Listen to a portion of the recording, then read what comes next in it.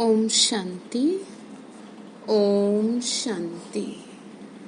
ओम शांति। आज शिव बाबा की अव्यक्त वाणी है। आज की अव्यक्त मुरली में जो डेट है वो है 27/2। रिवाइज कोर्स है 86 का। आज की मुरली में शिव बाबा हम बच्चों को ये समझा रहे हैं, बच्चे तुम मेरी रूहानी सेना हो। रूहानी सेना क्यों कहा? क्योंकि हम आत्माएं हैं ना उस परमात्मा की। रूहानी रूह वर्ड जो है वो आत्मा के लिए कहा जाता है। तो जो हमारा पिता है वो रूहानी हो गया, तो उसके बच्चे हम कौन हो गए? रूहानी सेना। रूहानी सेना कल्प कल्प की विजयी। बाबा ने कहा मेरे बच्चे हो ना तो विजयी हो हमेशा ही। फिर आज बाबा सेवा का जो टर्न है अफ्रीका वालों का, उनसे मिल रहे हैं। उन्हीं का टर्न है अफ्रीका का। फिर बाबा ने कहा कि बच्चे शक्ति सेना और पांडव सेना दोनों ही शक्तिशाली हैं। बाबा ने आज समझा इसी चीज के ऊपर। बाबा फिर बोले हर स्थान में कोई ना कोई बाप के बिछड़े हुए रतन हैं जो यहाँ पर आए हैं। बिछड़ गए थे ना बहुत समय से, तो यहाँ आके मिले हैं। फिर आगे बाबा ने समझाया बच्चे कंबाइंड स्वरूप की स्मृति में रहो। कंबाइंड स्वरूप की स्मृति में रहने से क्या मतलब है? किसके साथ कंबाइंड रहो? शिव बाबा के साथ कंबाइंड रहो। ठीक है, तो चलिए सुनते हैं बाबा क्या समझा रहे हैं। 26 तारीख के शिव बाबा के महावाक्य हैं। प्रातः मुरली ओम शांति अव्यक्त बाप दादा। मुरली का हेडिंग है रूहानी सेना कल्प कल्प की विजयी। क्या कहा? रूहानी सेना कल्प कल्प की विजयी। सभी रूहानी शक्ति सेना, पांडव सेना, रूहानी सेना सदा विजय के निश्चय और नशे में रहते हैं ना। बाबा ने क्या कहा? रूहानी सेना, पांडव सेना किस निश्चय में रहो? कौन से नशे में रहो? निश्चय के। और कोई भी सेना जब लड़ाई करती है तो विजय की गारंटी नहीं होती, निश्चय नहीं होता कि विजय निश्चित है। लेकिन आप रूहानी सेना हो ना, तो शक्ति सेना सदा इस निश्चय के नशे में रहते हो। कि कौन से नशे में रहते हो? इस निश्चय के नशे में रहते हैं ना, कि अब सिर्फ बाबा ने कहा इस नशे में रहते हो कि न सिर्फ अब के विजयी हैं लेकिन कल्प कल्प के विजयी हैं। ये नशा रहता है ना। भगवान ने जब हाथ पकड़ लिया तो हमेशा विजयी होगी। कल्प कल्प बाबा ने कहा अपने कल्प पहले के विजय की कथाएं भी भक्ति मार्ग में सुन रहे हो। पांडवों की विजय की यादगार कथा अभी भी सुन रहे हो। पांडवों की कहा जाता है ना, देख सुनते हैं ना महाभारत में, विजय पांडवों की किसकी वजह से हुई? श्री कृष्ण की वजह से। अपने विजय के चित्र अब भी देख रहे हो। भक्ति में सिर्फ अहिंसक के बजाय हिंसक दिखा दिया है, जबकि कहा गया है गीता में भी जो दिखा रखा है, महाभारत युद्ध जिसको दिखाया गया है उसमें क्या शिक्षा दी थी? अहिंसा परमो धर्म। ठीक है ना, हिंसा नहीं करनी। हमारा जो सबसे पहला धर्म है वो है अहिंसा परमो धर्म। रूहानी सेना को जिस्मानी साधारण सेना दिखा दिया है। बाबा ने कहा वास्तव में वो आत्माओं की बात थी। आत्माओं ने विजय पाई है मेरे साथ में रह करके, लेकिन उन्होंने जिस्मानी ऐसे पांडव दिखा दिए। कोई पांडव 5 ही नहीं थे। पांडव कौन है मैं आपको बता चुकी हूँ। जो भगवान से प्रीत बुद्धि है वो पांडव है, और जो भगवान से यानी श्री कृष्ण के दिखाया ना विपरीत बुद्धि है वो कौन है? कौरव है। तो बाबा ने कहा उन्होंने जिस्मानी दिखा दिया। अपना विजय का गायन अभी भी भक्तों द्वारा सुन हर्षित होते हो। बाबा ने कहा सुनते हो ना कैसे दिखाते हैं, कहानियां भी सुनाते हैं। तो बाबा बोले तुम्हारा ही तो गायन है, क्योंकि तुम जीते थे, अभी भी जीतोगे, क्योंकि मैं तुमको साथ दे रहा हूँ ना। तो गायन भी है प्रभु प्रीत बुद्धि विजयंती, विपरीत बुद्धि विनश्यंती। आ गई ना बात समझ में? जो प्रीत बुद्धि है यानी जो पांडव हैं वो विजयंती, और जो कौरव है यानी विपरीत बुद्धि है वो है विनश्यंती। तो कल्प पहले का आपका गायन कितना प्रसिद्ध है। विजय निश्चित होने के कारण निश्चय बुद्धि विजयी हो, इसीलिए माला को भी विजय माला कहते हैं। बाबा ने कहा विजय निश्चित होने के कारण आप हमेशा जीतोगे। तो निश्चय और नशा दोनों है ना। कोई भी अगर पूछे तो निश्चय से कहेंगे कि विजय तो हुई पड़ी है। बाबा ने कहा कोई भी तुमसे पूछे तो निश्चय से बोलोगे ना, हाँ पहले भी जीते थे अभी भी जीतेंगे। क्यों जीतेंगे, किस लिए इतना कॉन्फिडेंस से कह रहे हैं? क्योंकि हमारे को साथ दे कौन रहा है, इसलिए है कॉन्फिडेंस। स्वप्न में भी यह संकल्प नहीं उठ सकता कि पता नहीं विजय होगी व नहीं, हुई पड़ी है। पास्ट, कल्प और भविष्य को भी जानते हैं। त्रिकालदर्शी बन, यानी तीनों कालों का, तीनों लोकों की समझ दे दी ना। त्रिकालदर्शी बन उसी नशे से कहते हो ना, सभी पक्के हो ना। बाबा बोले नशा है इस बात का, पक्के हो ना, निश्चय बुद्धि हो। ये तो नहीं आज नशा है कल टूट जाता है। अगर कोई, बाबा ने कहा, अगर कोई कहे कि सोचो देखो तो क्या कहेंगे, अनेक बार देख चुके हैं। कोई नई बात हो तो सोचे भी, आपको समझाया गया है ना कि कुछ नया हो रहा हो तो सोचे भी। कल्प पहले भी हुआ था, पहले भी बाबा की वजह से जीते थे, अभी भी जीतेंगे। तो ये तो अनेक प्रकार की बात अब रिपीट कर रहे हैं। तो ऐसी निश्चय बुद्धि, ज्ञानी तू आत्मा, बाबा ने कहा योगी तू आत्मा हो। तो बात समझ में आई? क्या कहा? ज्ञानी तू आत्मा, योगी तू आत्मा, निश्चय बुद्धि आत्मा। ठीक है। फिर बाबा ने कहा आज अफ्रीका के ग्रुप का टर्न है। ऐसे तो सभी अब मधुबन निवासी हो, परमानेंट एड्रेस तो मधुबन है, क्योंकि बच्चे तो सब वहीं के हैं ना। बाबा वहीं पे आए तो इसीलिए कहा है, वह तो सेवा स्थान है। सेवा स्थान हो गया आपका दफ्तर, लेकिन घर तो मधुबन है ना, आत्मा तो वहीं की हो ना। सेवा के अर्थ अफ्रीका, यूके आदि चारों तरफ गए, चाहे धर्म बदली किया चाहे देश बदली किया, लेकिन सेवा के लिए गए हो। याद कौन सा घर आता है, मधुबन या परमधाम? सेवा स्थान पर सेवा करते भी सदा ही मधुबन और मुरली यही याद रहता है। बाबा ने कहा सेवा करते भी क्या याद रहे, मधुबन और मुरली याद रहता है। अफ्रीका में भी सेवार्थ गए हो ना, सेवा में ज्ञान गंगा बना दिया है। सेवा ने ज्ञान गंगा बना लिया, यानी कि जहाँ भी जा रहे हैं सेवा कर रहे हैं ना, ज्ञान सुना रहे हैं। ज्ञान गंगाओं ने, बाबा ने कहा ज्ञान गंगाओं में ज्ञान सागर, ज्ञान गंगाओं में ज्ञान स्नान कर आज कितने पावन बन गए। ज्ञान सुन सुन के पावन बन रहे हैं ना, ऐसे थोड़ी कोई पावन बनता है जैसे दुनिया में कहते हैं। देखो पावन तो बनना पड़ेगा, या तो बन जाए प्यार से, भगवान की याद से, नहीं तो परिस्थितियां आपको बना देंगी। आपके पास है दो ऑप्शन, चूज आपको करना है। आपको कोई जबरदस्ती नहीं कह रहा, जो अच्छा लगे वो करो, लेकिन जब मार पड़ेगी तो रोना नहीं। बाबा कह रहे हैं, इससे मैं नहीं कह रही। बच्चों को भिन्न भिन्न स्थानों पर सेवा करते हुए देख बाप दादा सोचते हैं कि कैसे कैसे स्थानों पर सेवा के लिए निर्भय बन बहुत लगन से रहे। बाबा के बच्चे पूरा कितना मतलब अनजान जगह जाते हैं ना सेवा करने के लिए, यहाँ तक कि चीन में भी बाबा के सेंटर है। तो सोचो कितना मुश्किल है उन बहनों के लिए जो कि वहाँ पे सेवा कर रही हैं। लेकिन बच्चे तो भगवान के ही है ना वो भी, तो उनको ये शिक्षा दी जा रही है कि अभी भी सुधर जाओ, अभी भी पहचान लो। तो बहुत जो चाइनीज बहनें हैं उन्होंने बाबा के घर में समर्पित होने का भी लक्ष्य लिया है। तो बाबा ये समझा रहे हैं कि बच्चे देखो कैसे भी हैं, है तो मेरे बच्चे ही ना।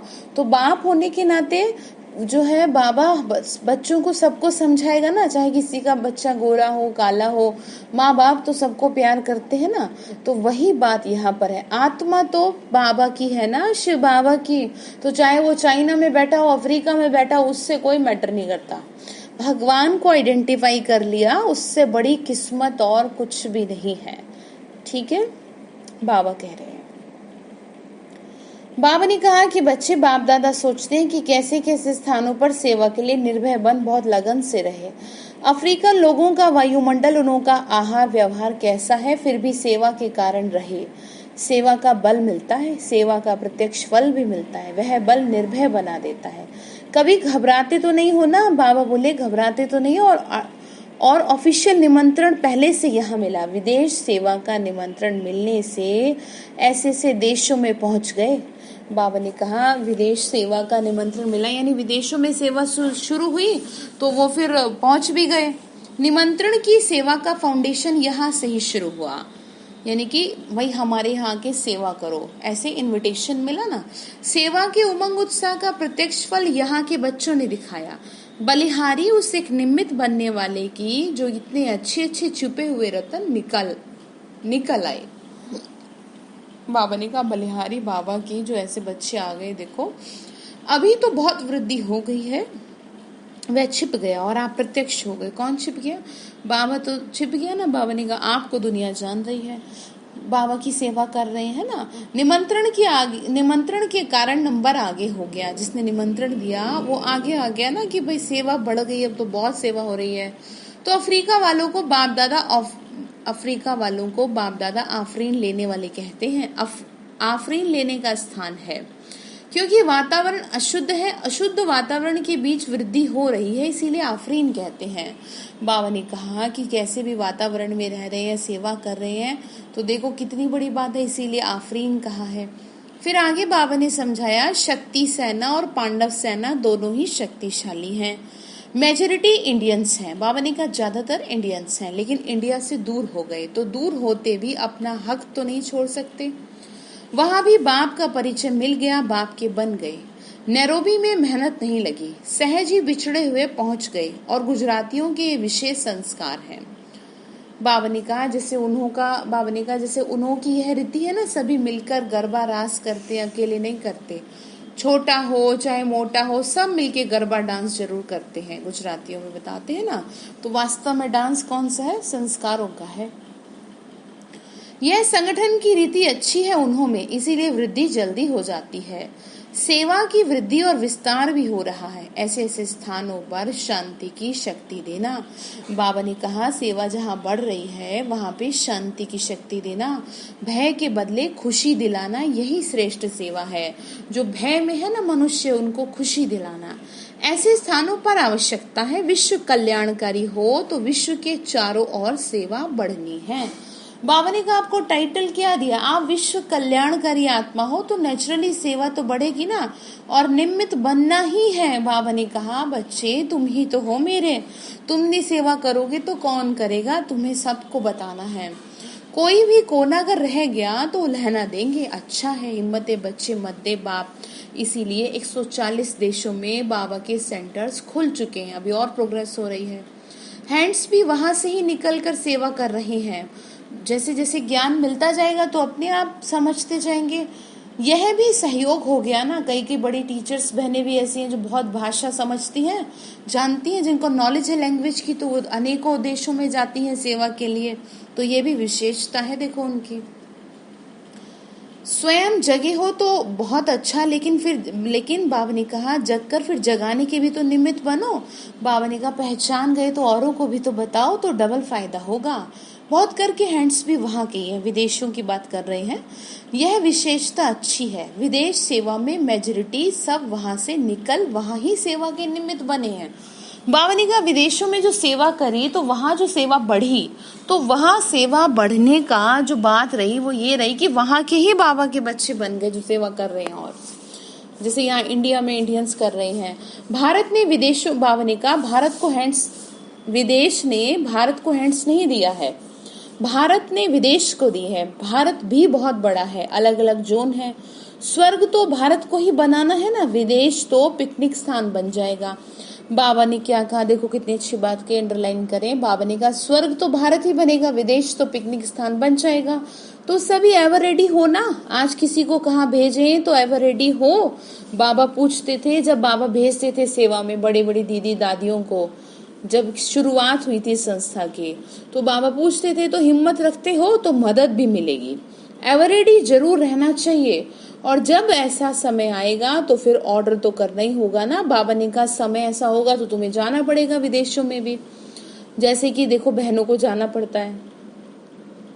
बाप द्वारा ऑर्डर होना है। बाबा ने कहा कब करेंगे वह डेट नहीं बताएंगे। बाबा ने कहा जिस किसी को भी कहीं सेवा में बेचना होगा ना, डेट नहीं बताएंगे, अचानक भेजेंगे। तो फिर सब नंबर 1 पास हो जाए डेट बतावे तो। यहाँ डेट का ही अचानक एक ही क्वेश्चन आएगा। बाबा ने कहा डेट ही नहीं बताएंगे, यही अचानक है। एवर रेडी हो ना, पूछ रहे हैं। कहीं यहाँ ही बैठ जाओ तो बाल बच्चे घर आदि याद आएगा ना। तो सुख के साधन तो वहाँ है, लेकिन स्वर्ग तो यहाँ बनना है ना। बाबा बोले बच्चे स्वर्ग तो तुम यहाँ बनाओगे तो तुम्हें सेवा तो करनी पड़ेगी ना। तो एवर रेडी रहना, यही है ब्राह्मण जीवन की विशेषता। अपनी बुद्धि की लाइन क्लियर हो। सेवा के लिए निमित्त मात्र स्थान बाप ने दिया है। तो निमित्त बनकर सेवा में उपस्थित हुए हो, फिर बाप का इशारा मिला तो कुछ भी सोचने की जरूरत नहीं है। बाबा ने कहा निमित्त बने हो ना सेवा के लिए। बाबा ने कहा मैंने तुमको इशारा दिया है तो तुम किस बात की टेंशन ले रहे हो। डायरेक्शन प्रमाण सेवा अच्छी कर रहे हो, इसीलिए न्यारे और बाप के प्यारे हो। अफ्रीका ने भी बहुत अच्छी वृद्धि की है, वीआईपी की सेवा अच्छी हो रही है, गवर्नमेंट के भी कनेक्शन अच्छे हैं। ये विशेषता है जो सर्व प्रकार वाले वर्ग की आत्माओं का संपर्क कोई न कोई समीप ले ही आता है। आज संपर्क वाले कल संबंध वाले हो जाएंगे, उन्हों को जगाते रहना चाहिए। बाबा ने कहा जो संपर्क में आ रही ना आत्मा को जगाते रहो, सोना चाहिए। कैसे? आत्मा न सो जाए, नहीं तो थोड़ी आंख खुली फिर सो जाती है। कुंभकर्ण तो है ही, नींद का नशा होता है तो कुछ भी खा पी लेते हैं तो भूल जाते हैं, अज्ञानता का नशा चढ़ जाता है। कुंभकर्ण भी ऐसे ही ना, ज्ञान नहीं सुनेंगे बाबा ने कहा तो बुद्धि कैसी हो जाएगी, भ्रष्ट हो जाएगी। इसीलिए ज्ञान सुनना, मुरली सुनना भी बहुत जरूरी है, ठीक है ना। कुंभकर्ण भी ऐसे हैं, कहेंगे हाँ फिर आएंगे, यह करेंगे, कहने वाले ऐसे कहते रहते हैं, लेकिन फिर पूछो तो कहेंगे याद नहीं रहा, इसीलिए बार बार जगाना पड़ता है। बाबा बोले गुजरातियों ने बाप का बनने में तन मन धन से सेवा, स्वयं को सेवा में लगाने में अच्छा नंबर लिया है, सहज ही सहज योगी बन गए। बाबा ने कहा सेवा आगे बढ़ के ना, जैसे जैसे सेवा करते गए बाबा की, वैसे वैसे आगे बढ़ते गए, बाबा से बुद्धि जुटती चली गई तो सहज योग हो गया ना। ये भी भाग्य है। संख्या गुजरातियों की अच्छी है, बाप का बनने की लॉटरी कम नहीं है। बाबा ने कहा मेरा बने हो तो और क्या चाहिए तुम्हें, जिसको दुनिया ढूंढ रही है, तड़प रहे हैं लोग, और मैंने तुम्हें अपना बना लिया। तुम्हारे जैसा भाग्यवान कौन है। फिर आगे क्या कह रहे हैं, आगे कह रहे हैं हर स्थान पर कोई ना कोई बाप के बिछड़े हुए रतन है ही, जहां भी पांव रखते हैं तो कोई ना कोई निकल ही आते हैं। बेपरवाह निर्भय होकर के सेवा में लगन से आगे बढ़ते हैं। बाबा ने कहा बेपरवाह होकर के आगे बढ़ना तो पदम गुणा मदद भी मिलती। ऑफिशियली निमंत्रण तो फिर भी यहाँ से ही आरंभ हुआ। बाबा ने कहा अफ्रीका से ऑफिशियली निमंत्रण मिला ना। बाबा ने कहा फिर भी सेवा का जमा तो हुआ ना, वह जमा का खाता समय पर खींचेगा जरूर। तो सभी नंबर 1 तीव्र पुरुषार्थी आफरीन लेने वाले हो ना। बाबा ने कहा नंबर 1 संबंध निभाने वाले, संबंध भी कैसे निभाएंगे, नंबर 1 में आके, तभी तो आफरीन लेंगे ना। आफरीन तो बाबा ने कहा आफरीन लेते ही रहना, सभी की हिम्मत देख बाप दादा खुश होते हैं। अनेक आत्माओं को बाप का सहारा दिलाने के लिए निमित्त बने हुए बच्चे हो तुम। बाबा ने कहा तुम हो दूसरों को सहारा देने वाले, अच्छे ही परिवार के हैं। बाबा ने कहा अच्छे ही हैं, परिवार के परिवार हैं। परिवार को बाबा गुलदस्ता कहते हैं, यानी सभी ज्ञान में चल रहे हैं ना। यह भी विशेषता अच्छी है। वैसे तो सभी ब्राह्मणों के स्थान है, अगर कोई नैरोबी मतलब कहने का ये है कि विदेशों में भी सेवा हो रही है, परिवार है बाबा का, तो बाबा ने कहा कि अगर कोई नैरोबी जाएंगे तो कहाँ भी जाएंगे तो कहेंगे हमारा सेंटर बाबा का वहाँ है, तो हमारा परिवार है। तो कहने का मतलब ये है इन वन वर्ड की जो पूरा ब्राह्मण परिवार है ना, ये एक ही परिवार है। किसी का देखा इतना परिवार जिसमें कितने लाख बच्चे हों, बताओ। बाबा समझा रहे हैं कितने बाबा के बच्चे हैं। चाहे कोई भी स्थान है लेकिन बाप के और बाप बच्चों का है, इसीलिए ब्राह्मण आत्मा अति प्रिय है, विशेष है, 1-2 से जास्ती प्यारे लगते हैं। बाबा ने कहा तुम मेरे बच्चे विशेष हो, ठीक है, 1-2 से ज्यादा प्यारे। अच्छा, अब रूहानी पर्सनालिटी द्वारा सेवा करो।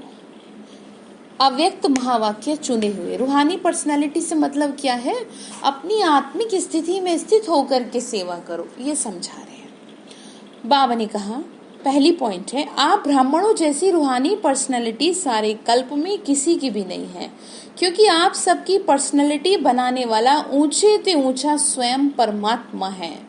आपकी सबसे बड़ी ते बड़ी पर्सनालिटी है क्या, स्वप्न व संकल्प में भी संपूर्ण प्योरिटी। बाबा ने कहा स्वप्न भी शुद्ध होने चाहिए। इस प्योरिटी के साथ साथ चेहरे और चलन में रूहानियत की भी पर्सनैलिटी है। अपनी इस पर्सनैलिटी में सदा स्थित रहो तो सेवा भी स्वतः होगी। कोई कैसी भी परेशान आत्मा, अशांत आत्मा हो, आपकी रूहानी पर्सनैलिटी की झलक प्रसन्नता की नजर उन्हें प्रसन्न कर दे, नजर से निहाल हो जाएंगे। बाबा ने क्या कहा? नजर से निहाल हो जाएं। ठीक है ना। अभी समय की समीपता के अनुसार नजर से निहाल होने की सेवा करने का समय है। आपकी एक नजर से वह प्रसन्नचित हो जाएंगे। बाबा ने कहा ऐसी सेवा करो कि आपकी एक नजर से क्या हो जाएं? सब प्रसन्नचित हो जाएं। मतलब आप इस स्थिति में रहो ना बाबा के साथ, तभी तो होगा ना। बाबा ने कहा दिल की आश पूर्ण हो जाएगी। ठीक है। कैसे होगी? जब बाबा ने कहा स्वप्न और संकल्प भी शुद्ध होंगे, तब दिल की आश क्या है? बाबा ने कहा तब क्या है? प्योरिटी होगी और तब आप सेवा कर पाएंगे। तो बाबा ने ये कहा तभी तो दिल की आश पूरी होगी। फिर दूसरा पॉइंट है, जैसे ब्रह्मा बाप की सूरत व सीरत की पर्सनैलिटी थी। ब्रह्मा बाबा के से था ना सूरत सीरत, कितनी अच्छी तो अब आप सब आकर्षित हुए तो ऐसे फॉलो करो। सर्व प्राप्तियों की लिस्ट बुद्धि में मर्ज रखो तो चेहरे और चलन से प्रसन्नता की पर्सनैलिटी दिखाई देगी। अंडरलाइन करें, सर्व प्राप्तियों को बुद्धि में रखो। बाबा ने कहा रूहानी, फिर आकर्षित करेगी वो रूहानी पर्सनैलिटी द्वारा सेवा करने के लिए अपनी मूड सदा चीयरफुल और केयरफुल रखो। बाबा ने कहा अगर रूहानी पर्सनैलिटी से सेवा करना चाहते हैं तो अपनी मूड को एकदम प्रसन्नचित रखें। प्रसन्नचित आत्मा के संग में रहना है। प्रसन्नचित रहने से बहुत अच्छे अनुभव होंगे। उनसे बात करना, बैठना सबको अच्छा लगता है। तो लक्ष्य रखो कि प्रसन्नचित नहीं, प्रसन्न यानी क्वेश्चन नहीं, प्रसन्नचित, खुश, ये कह रहे हैं। ठीक है। आगे बाबा ने क्या समझाया?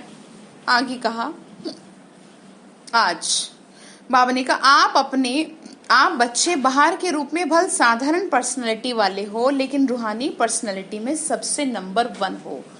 बाबा ने कहा भले ही दिखने में तुम साधारण हो, लेकिन वास्तव में तुम्हारी पर्सनैलिटी एकदम टॉप लेवल की है, क्योंकि तुम शरीर के भान से ऊपर उठ रहे हो। तो जितना जो प्योर है उतना उसकी पर्सनैलिटी ना सिर्फ दिखाई देगी लेकिन अनुभव भी होगी। यानी कि पर्सनैलिटी किसकी अच्छी दिखेगी? जो अंदर से प्योर होगा। बाबा ने कहा और वह पर्सनैलिटी ही सेवा करती है। जो ऊंची पर्सनैलिटी वाले होते हैं उसकी कहाँ किसी न किसी में आंख, बाबा ने कहा तो उसकी कहाँ भी किसी में भी आंख नहीं जाती। जिनकी अच्छी पर्सनैलिटी होती है, बहुत आंखें भी बड़ी सलीके से खुलती हैं, बहुत अच्छे से रहते हैं वो आत्माएं, क्योंकि वह सर्व प्राप्तियों से संपन्न है। वे कभी अपने प्राप्तियों के भंडार में कोई अप्राप्ति अनुभव नहीं करते। वह सदा मन से भरपूर होने के कारण संतुष्ट रहते हैं। ऐसी संतुष्ट आत्मा ही दूसरों को संतुष्ट करती है। बात समझ में आई? तो क्या करना है? रूहानी पर्सनैलिटी। ठीक है। फिर आगे क्या कहा? जितनी पवित्रता है उतनी ब्राह्मण जीवन की पर्सनैलिटी है। जितना शुद्ध होंगे, बाबा ने कहा, उतना ही पर्सनैलिटी होगी। अगर पवित्रता कम है तो पर्सनैलिटी भी कम है। ठीक है। बाबा ने कहा ये प्योरिटी की पर्सनैलिटी सेवा में भी सहज सफलता दिलाती है, लेकिन यदि एक विकार भी अंश मात्र है ना, तो दूसरे साथी भी उसके साथ जरूर होंगे। जैसे पवित्रता का सुख शांति से गहरा संबंध है ना, ऐसे अपवित्रता का 5 विकारों से गहरा संबंध है। थोड़ी भी गंदगी होगी तो क्या है? 5 विकारों को अट्रैक्ट करेगी। बाबा ने कहा पवित्रता की पर्सनैलिटी द्वारा सेवा करने वाले बच्चे हो ना तुम, यही समझा रहे हैं। फिर आगे कहा आजकल 2 प्रकार की पर्सनैलिटी गाई जाती है, एक शारीरिक पर्सनैलिटी, दूसरी पोजीशन की। ब्राह्मण जीवन में जिस ब्राह्मण आत्मा में संतुष्टता की महानता है, उनकी सूरत में, उनके चेहरे में भी संतुष्टता और श्रेष्ठ स्थिति के पोजीशन की पर्सनैलिटी दिखाई देती है। बाबा ने कहा उनकी स्थिति से पर्सनैलिटी दिखाई देती है। ठीक है। जिनके नैन चैन में, चेहरे में, चलन में संतुष्टता की पर्सनैलिटी दिखाई देती है, वही तपस्वी है। उनका चित्त सदा प्रसन्न होगा, दिल दिमाग सदा आराम में होगा, सुख चैन की स्थिति में होगा, वो कभी बेचैन नहीं होंगे। अंडरलाइन करे बात को। बाबा क्या समझा रहे हैं? हर बोल और कर्म में दृष्टि और वृत्ति से रूहानी पर्सनैलिटी और रॉयल्टी का अनुभव होगा। बाबा ने कहा मन वचन कर्म से वो आत्माएं अलग दिखेंगी। ठीक है। फिर आगे बाबा ने कहा विशेष आत्माओं व महान आत्माओं को देश की व विश्व की पर्सनैलिटीज कहते हैं। पवित्रता की पर्सनैलिटी अर्थात हर कर्म में महानता और विशेषता। आज बाबा ये बता रहे हैं कि तुम्हारी पर्सनैलिटी कैसी होनी चाहिए। रूहानी पर्सनैलिटी वाली आत्माएं अपनी एनर्जी, समय, संकल्प वेस्ट नहीं गंवाते, सफल करते हैं। ऐसी पर्सनैलिटी वाले कभी भी छोटी बातों में अपने मन बुद्धि को बिजी नहीं रखते। बाबा ने कहा जो बहुत, आप देख लो आप कौन सी पर्सनैलिटी के हो। अगर आप रूहानी पर्सनैलिटी के होंगे तो आप छोटी छोटी बातों में बुद्धि नहीं गंवाएंगे अपनी, ठीक है, संकल्प नहीं वेस्ट करेंगे। रूहानी पर्सनैलिटी वाली विशेष आत्माओं की दृष्टि, वृत्ति, बोल सब में अलौकिकता होगी, साधारण नहीं। साधारण कार्य करते भी शक्तिशाली कर्मयोगी स्थिति का अनुभव कराएंगे। बाबा ने कहा वो आत्माएं क्या करेंगी, कर्म तो साधारण करेंगे लेकिन दूसरों को उनसे शक्तिशाली स्थिति दिखेगी उनकी शक्ति, क्योंकि वो शक्तिशाली स्थिति में स्थित होके रहेंगे ना। तो बाबा ने कहा तो कर्म योगी दिखेंगे। जैसे ब्रह्मा बाप को देखा ना, चाहे बच्चों के साथ सब्जी भी काटते थे, खेल भी करते थे, लेकिन पर्सनैलिटी सदा आकर्षित करती रहती थी। तो फॉलो फादर कहने का मतलब ये है, आप कुल मिला के बात ये है, आपको ये चेकिंग करनी है इन अव्यक्त मुरलियों से जो निकाले हुए पॉइंट्स हैं कि आपके अंदर कितनी, आपको एक तो सोल कॉन्शियस रहते हैं, आत्माभिमानी, कितनी प्योरिटी, कितनी शुद्धता है। शुद्धता कैसे चेक करेंगे, ये पॉइंट्स को या तो नोट डाउन कर लेंगे या फिर 3 से 4 बार सुन लेंगे, आपको अपने आप समझ में आएगा। क्योंकि अगर आप अभी चेक नहीं करेंगे तो फिर बाबा चेक करवाएगा तो फिर थोड़ा मुश्किल लगेगा, ठीक है। तो आगे कहा ब्राह्मण जीवन की पर्सनैलिटी प्रसन्नता है। इस पर्सनैलिटी को अनुभव में लाओ और औरों को अनुभवी बनाओ। सदा शुभ चिंतन में संपन्न रहो। शुभ चिंतक बन सर्व को स्नेही सहयोगी बनाओ। शुभ चिंतक आत्मा ही सदा प्रसन्नता की पर्सनैलिटी में रह विश्व के आगे विशेष पर्सनैलिटी वाली बन सकती है। आजकल पर्सनैलिटी वाली आत्माएं सिर्फ नामी ग्रामी बनती हैं, अर्थात नाम बुलंद होता है, लेकिन आप रूहानी पर्सनैलिटी वाले सिर्फ नामी ग्रामी अर्थात गायन योग्य नहीं, लेकिन गायन योग्य के साथ पूजनीय योग्य भी बनते हो। बाबा ने कहा तुम तो पूजनीय योग्य भी बनते हो। कितने भी बड़े धर्म क्षेत्र में, राज्य क्षेत्र में, साइंस के क्षेत्र में पर्सनैलिटी वाले प्रसिद्ध हुए हैं, लेकिन आप रूहानी पर्सनैलिटी समान 63 जन्म पूजनीय नहीं बने। बाबा ने कहा देखो तुम जो मेरे साथ रहते हो ना, आत्मिक स्थिति में स्थित रह करके अपनी पोजीशन पे सेट रहते हो, तो तुम्हारी इस वजह से क्या है, दुनिया में तुम्हारा गायन चलाया है। चाहे दुनिया में लोग कितना भी बड़े बड़े किसी पद पोजीशन पे है, लेकिन तुम्हारे जितना बड़ा कोई नहीं है, ठीक है। तो समझ में क्या आया, क्या बताया, रूहानी पर्सनैलिटी, ठीक है ना। तो चलिए वरदान वाले बाबा को नमस्ते कर लेते हैं। मीठे मीठे सिक्की लद्दे बच्चों प्रति माता पिता बाप दादा का याद प्यार और गुड मॉर्निंग। रूहानी बाप की रूहानी बच्चों को नमस्ते। रूहानी हम बच्चों की रूहानी माता पिता बाप दादा को नमस्ते नमस्ते नमस्ते। शिव बाबा नमस्ते। शुक्रिया बाबा, शुक्रिया बाबा, शुक्रिया। तो वरदान बाबा ने दिया, कंबाइंड स्वरूप की स्मृति द्वारा श्रेष्ठ स्थिति की सीट पर सेट रहने वाले सदा संपन्न भव। कंबाइंड यानी बाबा के साथ कंबाइंड रहे, वो साथ में रहे आपके, ठीक है। बाबा ने कहा तो हमेशा संपन्न रहेंगे। संगम युग पर शिव शक्ति के कंबाइंड स्वरूप की स्मृति में रहने से हर संभव कार्य संभव हो जाता है। किसके साथ, शिव के साथ कंबाइंड रहे, यही सर्वश्रेष्ठ स्वरूप है। इस स्वरूप में स्थित रहने से संपन्न भव का वरदान मिल जाता है। बाबा ने कहा इस स्थिति में स्थित रहोगे तो हमेशा फुलफिल रहोगे।